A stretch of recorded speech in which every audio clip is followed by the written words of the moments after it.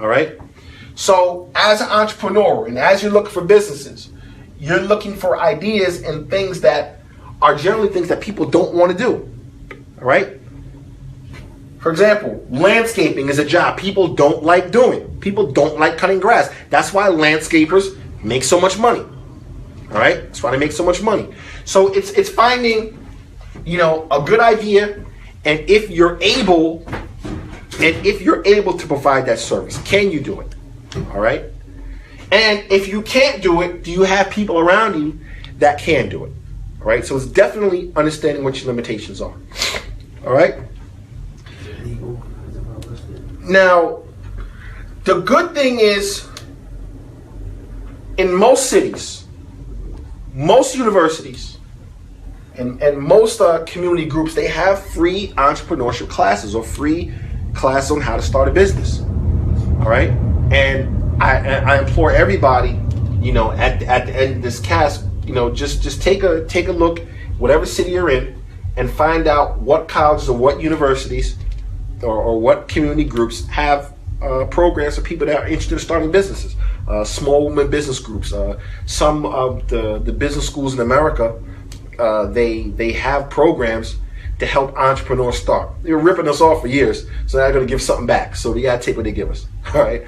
So they have these classes. Like, for example, I know in Philadelphia, for example, UPenn, Wharton School of Business, they have free entrepreneurship class. They have free entrepreneurship workshops. Organization called SCORE, SCORE. They have free seminars. They give you spreadsheets. They hook you up with give you ideas on how to get into import, export, whatever it is. So I would say the first thing to do is take advantage of these free classes. They're free. Would that be placed under resources? Yeah, that can be put on the resources. One could be like I know. For example, in Philly, University of Penn, Fox School of Business, which is Temple, and an organization called SCORE. Some of the chambers of commerce, I think, like the African American Chamber of Commerce and things like that, where you can at least get some free resources and things like that to get you started on your way, just to educate yourself, until you're ready to make that step. So there are free resources in the city. Now, depending on what town you're in, you might have more than other. But if you're in a major city, they have them there. Now, just to go back, the first thing that we said, you mentioned that you start with an idea. Yeah. You weigh the idea, see whether one is realistic, yeah, whether it's legal, and was there anything else? Yeah, one's realistic, two if it's legal, and three if financially you're able to afford it. Right, which could kind of be unrealistic, but if you're financially able to afford it, all right. And we mentioned that, for example, that also goes into the diamond business. I mean, you want to start, so you don't have the money to go out there and get cranes, go to Sierra Leone, dig some diamonds up, whatever. It's not realistic. So you want to start small. And we talked about the example of the man with the fruit truck. Okay, he had a fruit truck. He took an old truck, filled it with some fruit, and parked outside the street and was making some money. I never looked at his book to see how he did, but people were lining up to buy it. He got 2 fruit trucks. I guess he got tired of the trucks. He just moved it to a place. All right. Now for him, that was good. He's in the fruit business. All right. And sometimes it'll take something like that to pull you in. Now, somebody on the outside might look at him and talk bad about him. This guy out there selling fruit. What's he doing? Oh, he out there selling oils. What's he doing? If he's selling premium oils and premium fruit, he's making some money. But look what people do. When you try to start your own thing, most people they get scared. Okay? They get scared. All right? Because they're afraid of failure. All right? And one thing that you learn in entrepreneurship and in life is that when you fail, you learn something from it. So you always have to learn something from your failure. If you fail in business, you learn something from it. All right? Now, one of the reasons why I can talk about this is that I failed in several businesses. Now, I've succeeded in several, but I failed in some. Now, if I didn't fail, I might not have known what to do on the next level. Whether you didn't get the appropriate legal help, whether you just underestimated the paperwork, all right? Because there's other, there's other factors of business which aren't the pretty aspects that you have to pay attention to. You have to pay attention to your books. So if you're out there selling, you don't know what your profit margin, how is that? I sold 10 cups of coffee today. Okay, very good. What's your profit on that coffee? You should be able to nail that.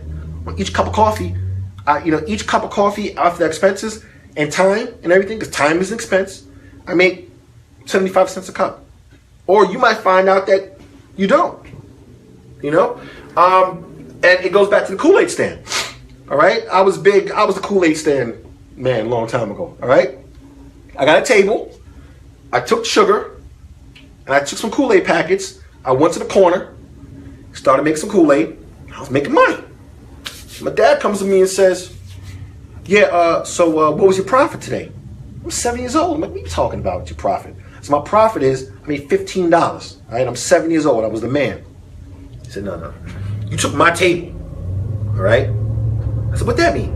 He said, I'm not going to charge you rent, but if it was the real world, I would have charged you for that table. I'm looking at him like, but yeah, all right. So let's say you made $4. I'm going to give you the table. He said, what about the Kool-Aid?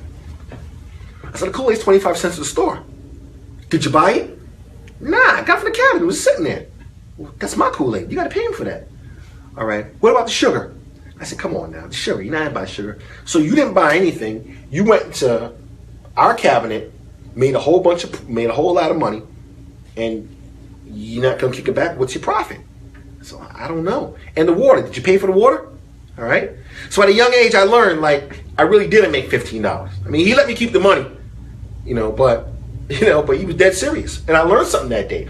Had $15, no, actually I made $20. My brother and his friends came out and stole $5 from me. All right. So I made $20, all right, and gave away $5. We took the other $15, went and bought some kites, and went flying it, and went to Baskin Robbins, and we killed it all before we even got home. So by the time the speech happened, the money was gone already. So he was trying to say, well, listen, you owe me some money. You rented my table, you took my sugar, the Kool-Aid, and you took my water. And I'm 8 years old, looking at him like, yo, why are you so mean? But you'd be surprised on how many grown men and grown women make these same mistakes. Okay? You sell 300 cakes outside. Let's say you're outside, you sell oils. The breakdown of how many bottles of oil can you sell? All right? And the time. What about the time? What's the price on your time? How much are you worth an hour? Because if you sold something for $200 and you spent 2 days doing it, you lost 16 hours to sell $200. So you gotta factor in your time, and that also is going to go to the point saying that, is it cheaper for me to pay somebody else to do it while I do something else? Because your time is more valuable than anything. Because time's not going to come back, whether it's time you spend with your family or time for whatever. So you have to understand is that based on when you factor in your profit range, you got to factor in your time. So if it took you 8 hours to make $100, then basically you're looking like, man, I made less than $10 an hour on top of my other expenses. Understand? So you got to factor into all these things. These are the things behind entrepreneurship. These are the things that aren't the pretty things. These are some of the things that aren't, for lack of better term, the attractive things. All right.